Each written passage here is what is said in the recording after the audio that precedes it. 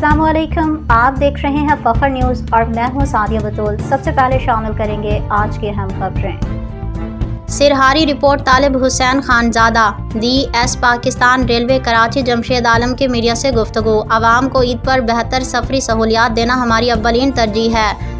Pakistan railways Eid special train operation Karachi 24 मई 2026। Divisional superintendent Pakistan railway Karachi Jamshed Alam ने media से गुफ्तगू करते हुए कहा कि ईद उल अज़हा के मौके पर कराची से 2 ईद स्पेशल ट्रेनें चलाई जा रही हैं ताकि शहरियों को अपने आबाई इलाकों तक बेहतर, महफूज और बरवक्त सफरी सहूलियात फराहम की जा सकें।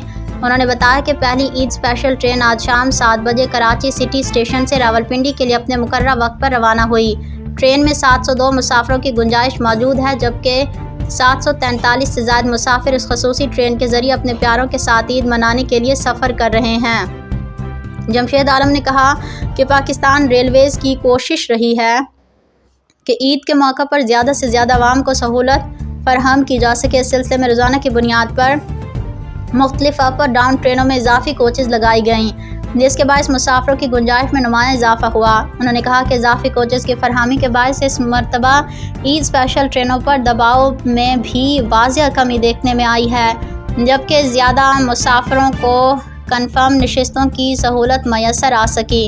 उन्होंने मज़ीद कहा कि कराची डिवीज़न के तमाम मुतल्लिका टीमें ईद ऑपरेशन के दौरान मुकम्मल तौर पर मुतहरिक रहेंगी, जबकि स्टेशन रिजर्वेशन, दफातर और ट्रेन ऑपरेशन की मुसलसल निगरानी की जा रही है ताकि मुसाफिरों को किसी किस्म की दुश्वारी का सामना ना करना पड़े। DS कराची ने कहा कि पाकिस्तान रेलवेज़ वफाकी वज़ीर रेलवे मोहम्मद हनीफ अब्बासी की खसूसी हिदायत के मुताबिक ईद के मौके पर आवाम को ज़्यादा से ज़्यादा रिलीफ फराहम करने के लिए भरपूर इक़दामात कर रहा है ताकि शहरी अपने प्यारों के साथ ईद की खुशियों को आसानी, इत्मीनान और महफूज सफ़र के साथ मना सकें। फिल वक्त के लिए न्यूज़ स्टूडियो से इतना ही। मज़ीद खबरों और अपडेट्स के लिए देखते रहिए फखर न्यूज़।